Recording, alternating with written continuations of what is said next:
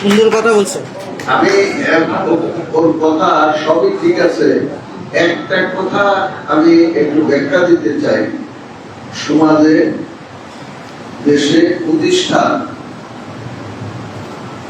গড়েগুলো সবাই মিলে, কেউ অর্থ দেয়, কেউ শ্রম দেয়, কেউ বুদ্ধি দেয়। অতএব একজনের বুদ্ধি, একজনের টাকা আর একজনের শ্রম, তিনটা এক জায়গায় মিলে কিন্তু প্রতিষ্ঠান গড়ে ওঠে এবং তারা গড়ে তোলে। এখন প্রতিষ্ঠান গড়ে তোলে সামান্য কয়েকজন লোক, কিন্তু এই কয়েকজনের অবদানটাকে আমরা সবাই ভোগ করি, তাই না? এবং এই জন্য যারা গড়ে যায় তাদের প্রতি আমাদের শ্রদ্ধা থাকবে, তাদের প্রতি আমাদের সম্মান থাকবে, তাদের প্রতি আমাদের দোয়া থাকবে। কিন্তু যারা গড়ে দিচ্ছে তাদের অবদানটা আমরা স্বীকার করবো, কিন্তু সবসময় তাদের প্রতিনিধি রাখতে হবে এরকম কিন্তু কোনো বাধা ধরার নিয়ম নাই। যারা জমি দেয় তারা দাতা, আমরা সব জায়গায় গুরুস্থান মাদ্রাসায় করি, যারা দাতা তাদেরকেও আমরা একটা প্রতিনিধিত্ব করি। যারা একেবারে কিছুই দিতে পারে না তাদেরকেও আমরা প্রতিনিধিত্ব রাখি। কারণ এই প্রতিষ্ঠান কি, যার অর্থ আছে সেও এখানে নামাজ পড়ে, যে একেবারে নাই বিশ্ব সেও এখানে নামাজ পড়ে। অতএব এখানে আমাদের নিয়ম হলো যে সব শ্রেণীর মানুষের প্রতিনিধিত্ব যাতে থাকে, যার অর্থশালী। আর আমার আর একটা অনুরোধ হলো, আমরা এখানে যারা অর্থশালী লোক, যারা ব্যবসা বাণিজ্য করে, যারা টাকা দিতে পারে, তারা অনেকেই ব্যবসা বাণিজ্যের কারণে এই সমস্ত জায়গায় আসেন না, কারণ তাদের তো সেই সময় নাই। এই জন্য আমরা সবকিছু দেখে অর্থশালী লোকদের কাছে আমরা অনুরোধ করব যে আপনারা, আল্লাহ আপনাদের সামর্থ্য দিয়েছে, আপনাদের ধর্মীয় একটা নিয়ম আছে, আপনারা যেহেতু ধর্মের লোক, ধর্মে আপনাদের দান করার জন্য বলা আছে, আপনাদের জাকাত দেওয়ার কথা বলা আছে, আপনাদের বিভিন্ন প্রতিষ্ঠান গড়ে তোলার জন্য বলা আছে। আল্লাহ এর জন্য আপনাদের সোয়াব, আমাদের ইসলামে আমরা ভালো কাজ করলে আমাদের পুরস্কারটা কি? ইসলামে ভালো কাজ করলে আমাদের পুরস্কার কি? সোয়াব, সোয়াব, তাই না? আল্লাহ আমাদের জন্য আমরা ভালো কাজ করি, কি করবে? আমাদের সোয়াব দেবে। আমরা সোয়াব বেশি করে কি হবো? আমরা বেশ পাচ্ছি হবো, তাই না? তো আমরা যেহেতু মুসলমান, আমরা জানি নির্বাচন করি, এই প্রতিষ্ঠানটা আমাদের সমস্ত জনগণ, গরিব বড় লোক, বিভিন্ন শ্রেণী পেশার মানুষ, যারা এখানকার, যারা বাইরে থেকে আসছে, সবাই আমরা ভোগ করছি। তাই আমাদের এই যে সামাজিক ভাবে আমরা বসবাস করি, আমরা যারা ব্যবসা করি, আমাদের ব্যবসা করে আমরা মানুষকে উপকার করি, ব্যবসা করে আমরা মানুষকে সেবা দিই। সেবা নেই কি, আমরা সবজি খাই, কে উৎপাদন করে? এই যে এরকম কৃষকরা, আমরা ধান খাই, কে উৎপাদন করে? তাহলে আমি যত বড় বড় লোকে হই, আমার সমস্ত মানুষের শ্রম দিয়ে আমার টিকে থাকা লাগে না? আমার সবজি খাওয়া লাগে, আমার ডিম খাওয়া লাগে, আমার মাংস খাওয়া লাগে। তাহলে এগুলো কি একজন উৎপাদন করে? সমাজের সমস্ত মানুষ উৎপাদন করে। অতএব আমরা ধনী বড় লোক সবাই যে সমাজে বসবাস করি, সেই সমাজের সমস্ত মানুষের সহযোগিতায় আমরা বসবাস করি। আমি যে যত ধনী লোকই হোক না কেন, এখন ইনুর সাহেব আছে, ইনুর সাহেবের রোজ খাওয়া লাগে না? কি খাওয়া লাগে? ভাত খায়, রুটি খায়, সবজি খায়। এগুলো কি ইনুর সাহেব নিজে তৈরি করেন? সাধারণ মানুষ তৈরি করেন। তাই একটা সমাজ সমস্ত মানুষের শ্রমের উপরে টিকে থাকে। আমাদের এই বোধটা আমাদের মধ্যে সৃষ্টি করতে হবে যে আমরা যে কত বড় লোকে হোক, একজন সুইপার, তার থেকে আমি ঘৃণা করলে না, তাহলে আমার বাথরুমটা নষ্ট হলে কে পরিষ্কার করে দেবে? তাহলে তার আমার প্রয়োজন আছে না? অতএব তার অসম্মান করলে চলবে না, তাকেও আমার সম্মান করতে হবে। এই সমাজ স্বাভাবিক কথার জন্য তার প্রয়োজন আছে। অতএব আমরা কে ধনী কে ধনী সেটা বড় কথা না, বড় কথা হলো এই সমাজ সবার সময় চলে। এই প্রতিষ্ঠানটা কেউ বেশি দেশে, কেউ কম দেশে, কেউ বেশি শ্রম দেশে, কেউ অনেকে মাথায় করে টানাইছে, গড়ে তুলে গেছে আমাদের পূর্বপুরুষরা। যারা নাই তাদের জন্য আমরা দোয়া করব, তাদের জন্য আমরা সম্মান করব। আমরা সবাই ভোগ করছি। এর আজকের দিনে আমাদের যারা প্রজন্ম আছে, এই ছোট ছোট ছেলে মেয়েরা, তারাও একটু বড় হলে আরো প্রতিষ্ঠান করবে, আমাদের ভবিষ্যৎ বংশধররা সেটা ভোগ করবে। অতএব কিছু লোক ঘুরে যায়, আমরা সবাই ভোগ করি, এইটাই নিয়ম। এখন আপনারা কমিটি করলে এই কোন প্রসেসে করা যায়, আপনারা প্রস্তাব দেন, সভাপতি সেক্রেটারি কাজ করা যায় বলেন। আমি প্রস্তাব দিচ্ছি আপনার উত্তর মসজিদের সভাপতি হিসেবে আপনার তোমাকে নির্বাচন করা হবে। ভাই দরকার নাই ভাই, আমি একটা কথা বলতে চাচ্ছি। বলো। আপনি বলেছেন যে 15 বিশিষ্ট কমিটি করি, হ্যাঁ 15 বিশিষ্ট 15 সদস্য নিয়ে একটা কমিটি করি। হ্যাঁ এই কমিটির মেয়াদ থাকবে 6 মাস। হ্যাঁ 6 মাস পরে আমরা দেখবো এই 15 জন সদস্য কি করতে পারে, Right.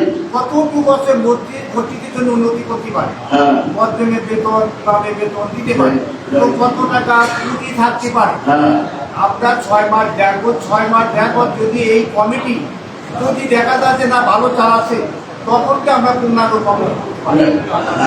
এখন আর যদি ব্যর্থ হয় আমরা ভেঙে দিয়ে নতুন হ্যাঁ, কমিটি যদি কমিটি না চালাতে পারে আমরা আবার ভেঙে দিয়ে নতুন কমিটি করি। এখন 15 সদস্যের যে কমিটিটা, হ্যাঁ 15 সদস্য যদি এখনই ঘোষণা করেন তাহলে তো সেটা পূর্ণাঙ্গ কমিটি হয়ে গেল। আমি মনে করি যে হচ্ছে সভাপতি আর সেক্রেটারি মিলে একটা 2 সদস্যের একটা আহ্বায়ক কমিটি গঠন করে দেন, যেটা পরবর্তীতে এরা নির্ধারণ করবে হচ্ছে পূর্ণাঙ্গ কমিটিগুলো করা হবে। আমরা তো ওই আহ্বায়ক কমিটির আমলে আমরা এই করবো যে এই কমিটির মেয়াদ হবে 6 মাস। এই শোনো, প্রস্তাব দিলে হবে না, প্রস্তাবের পক্ষে চুক্তি দেখাতে হবে যে আমি এই কারণে অমুক লোককে সভাপতি বানাতে চাই। আমি কতগুলো মানে আমার যেটা উপলব্ধি এই এলাকার জনগণের সাথে আলাপ আলোচনা করে আমার যে উপলব্ধি হয়েছে সেই কথাগুলো আমি বলবো আর একটু পরে। আপনারা প্রস্তাব দেন, আপনাদের দৃষ্টিতে কার সভাপতি বানালে চলে, এবং সেই সভাপতি আপনারা প্রস্তাব দিচ্ছেন তার পিছনে আপনাদের যুক্তিটা কি, সেইটা আপনাদের আমার একটু মানে বুঝার জন্য, সবার বুঝার জন্য বলতে হবে। সবাই তো জানতেছে যে আব্দুল রাজ্জাক সভাপতি হবে, আর কে দাঁড়াবে সে দাঁড়া করুন। হ্যাঁ এই সভাপতি হওয়ার জন্য আর কে দাঁড়াবে সে তারা বলুন যে আমি দাঁড়াবো, এমন বললি তো ঠিক পাওয়া যাবে। জনমতের ভিত্তিতে হোক, মোটামুটি হোক, এরা বলুন যে আমি দাঁড়াতে চাচ্ছি, তারপরে সে না থেকে একজন প্রস্তাব দিচ্ছে আর বলার দরকার না, কেউ যদি দাঁড়ায় সেও বলুক আমি হবো, এরকম এটা কথার কিছু নেই। সবাইকে সাপোর্ট করা হবে, ভাব না করলে হবে না। এই কথা বললে আমার মুখ দেখতে হবে, আমার তো বুঝতে হবে তো মুখে বলতেছে। আমি আজকে শোনো, আমি বলতেছি এই যে এই বিতর্ক হচ্ছে কতদিন ধরে মসজিদ কমিটি নিয়ে, 5 তারিখের পরে থেকে হচ্ছে। 5 তারিখের পর থেকে, তার আগে আমাদের মসজিদে কোনো বিতর্ক ছিল না। আমি বলতেছি এই শোনো, বলো বলো বলো। আচ্ছা শোনো, তোমাদের এই বিগত কমিটিতে যারা ছিল তাদের হিসাব নিকাশ ঠিক আছে? হ্যাঁ এটা তো আপনি বলেন হচ্ছে কমিটি প্রকাশ করার পরে হচ্ছে যখন কমিটি খুঁজে পাবে তখন এই কথা আসবে। কেন? আপনি বলছিলেন ওখান থেকে অফিস থেকে। আমি তোমার কাছে শুনে নিয়ে গেল বিতর্কটা কেন সৃষ্টি হলো। তোমাদের এই কমিটি, এই মসজিদে এই কমিটি 2 বছরের হিসাব নিকাশ ঠিক আছে? আচ্ছা হ্যাঁ আমি বলতে পারে যে 2 বছর কমিটি আমরা এই হিসাব দিচ্ছি, বলতে পারে হিসাব চাইছেন আপনি? একদম করে বলতে হবে। আমি তো বলো, হ্যাঁ বলো। আগের অবস্থায় আমি সেক্রেটারি ছিলাম। হ্যাঁ এই 2 বছরের হিসাব পাতি নাই, এই কথা এখন মুসলিমরা বলতেছে। হ্যাঁ এই 2 বছরের আয় ব্যয়ের হিসাব নাই, মুসলিমরা বলতেছে। বলতেছে তাই। হ্যাঁ আর আমি মুসলিমদের কাছে প্রশ্ন করতে চাই, এই মসজিদটা আছে 40 বছর, এই 40 বছর যে কমিটিটা ছিল সেই কমিটি থেকে এরাও ছিল, কে সভাপতি ছিল, কে সেক্রেটারি ছিল, কে দেশে ছিল আমি জানি না। এই 40 বছর একটি হাইওয়ে আছে। এই মসজিদটা যখন করেছে তখন যারা সভাপতি হয়েছে একান্তই ছিল না। আমি বলে নিই, একান্তই সেটা মনে করছে নিজের জায়গা। নিজের ঘর বাড়ি থেকে নিয়ে আসবে, পাড়া থেকে চেয়ার নিয়ে আসবে, অন্যান্য গ্রাম থেকে চেয়ার এসে এখানে উন্নয়ন করবে, এটা ছিল তার আশা। এবং বিগত দিনের শেষে এসে যে এবারে সভাপতি হয়েছে সেও তার আশা ছিল যে আমি আমার বাড়ি থেকে নিয়ে আসবো, পাড়া থেকে চেয়ার নিয়ে আসবো, অন্যান্য দেশ থেকে নিয়ে আসবো, এসে আমার এখানে উন্নতি করবো। এখানে ইনকাম আমার কথা হলো চাই নাই সেটা তো আমরা তো আগেও পাই নাই। না পাও নাই সেটা না না শোনো, আমি তোমার এই কথা চেয়ে না, তোমার যে কমিটি, এই কমিটির, হ্যাঁ বলো।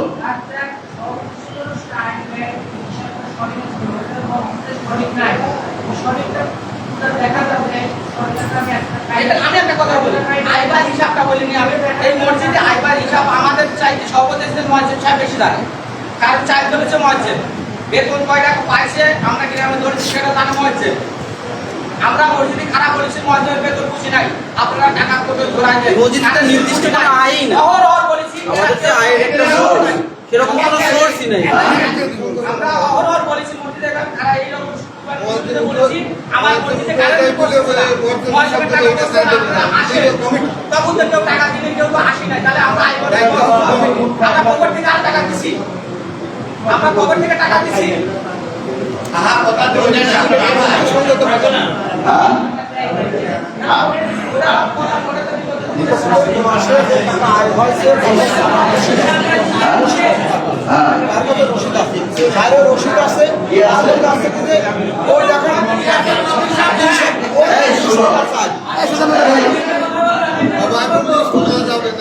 আমার কথা শোনো, কে, হ্যাঁ বলো, তুমি দাও, আসো তুমি হিসাব নিয়ে আসো। শোনো আমি তোমার বলি, আয় ব্যয় সব হিসাব আছে। আমার কথা শোনো, ওনার কথা কেন প্রশ্ন করলে এ করো কেন? তোমার তুমি যে ধরনের কথা বলো, তোমাদের কোনো কারণে এই কমিটিতে থাকার তোমার যোগ্যতা নাই, বুঝলো? চলো তুমি হিসাব রাখো কিসের? তুমি কিসের হিসাব রাখো? তুমি কমিটিতে দায়িত্ব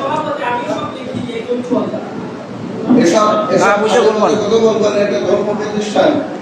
আমার কথা হলো যে ধর্ম প্রতিষ্ঠান তোমরা পকেটে দিতে পারো, ঠিকই আছে, কিন্তু তারও একটা হিসাব থাকবে।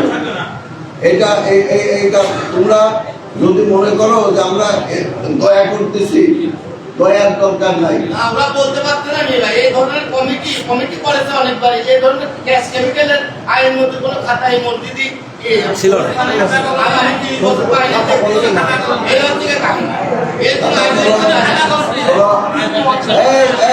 শোনো, আর বাতাবরণ নাই কেন নাই?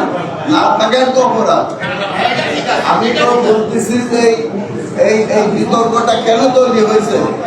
এই যে শোনো, সাধারণ মানুষ বলতেছে যে আমরা কমিটি পরিবর্তন করবো। এই কেউ কথা বলবে না, কেন বলতেছে? আমার কথা হলো, এই আমি বলতেছি 10টা টাকা আয় হোক, সেই 10টা টাকায় ঠিক করে দাও, খরচের একটা ইয়ে থাকতে হবে, নিয়ম থাকতে হবে, কারণ এটা একটা প্রতিষ্ঠান।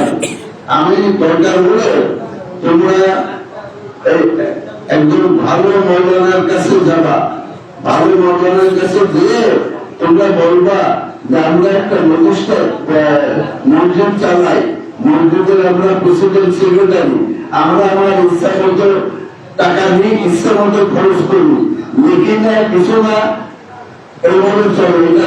এটা আমার ইসলাম অনুমোদন করে কিনা? শুনে আসো তো ইসলাম অনুমোদন করে কিনা তোমাদের? তুমি নিজের পকেটের তো দিলেও তোমার নামে সেটা জমা হবে, সেটা কালকার দিনে খরচ হবে।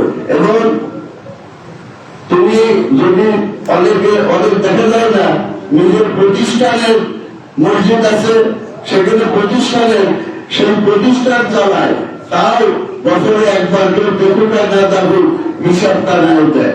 মানুষ দেখা লাগবে, এটা বুঝতে হবে, এটা না বুঝলে চলবে না। এখন আমি তোমাদের আরেকটা কথা বলবো, তোমরা এই মসজিদ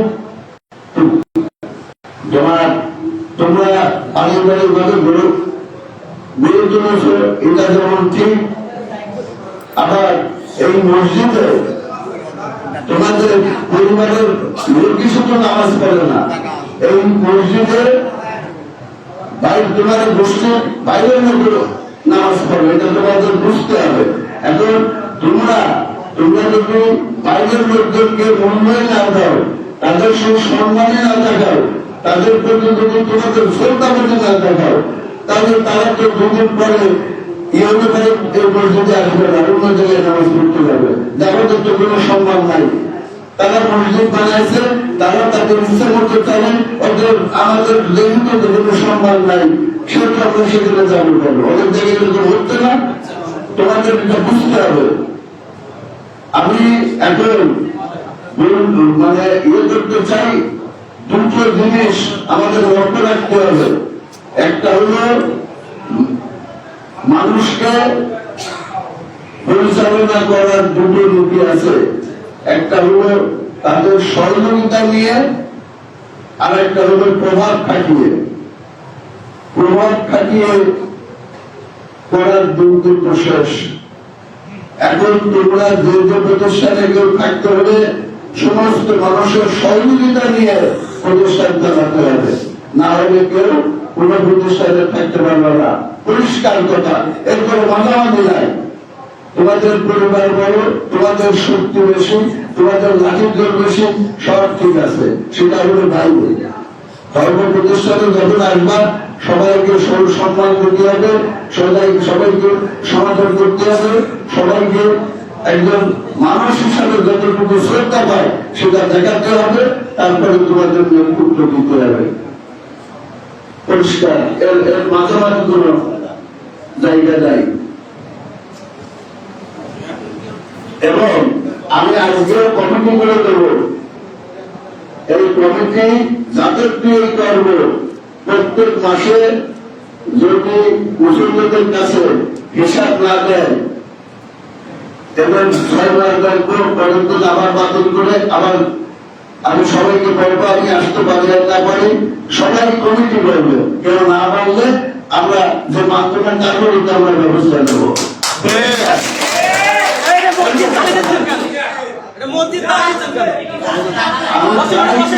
যে সমস্ত মানুষের সম্মান বজায় রেখে একটা প্রতিষ্ঠান চলবে, এটা ধর্মীয় প্রতিষ্ঠান, এটা রাজনৈতিক প্রতিষ্ঠান না। আমি এখানে আসছি রাজনৈতিক পরিচয় নিয়ে আসি নাই, আমার একেবারে পাশে, আর আমিও একটা ব্যবস্থান চালাই। আমাদের ব্যবস্থানও আমরা আসার আগে প্রত্যেক ইয়েতে একটু যার ফলে আমি আর বাবু বসে নিয়ে চালাচ্ছি। এখন আর কেউ হিসাব আমরা দিতে গেলেও নিতে চাই না। আপনারা এরকম এইবার বড় সভাপতি কে হবে, ক্যান্ডিডেট কে আগে সেটা জানি, তারপরে আপনারা প্রস্তাব দেন না, আপনারা কার কথা বলেন?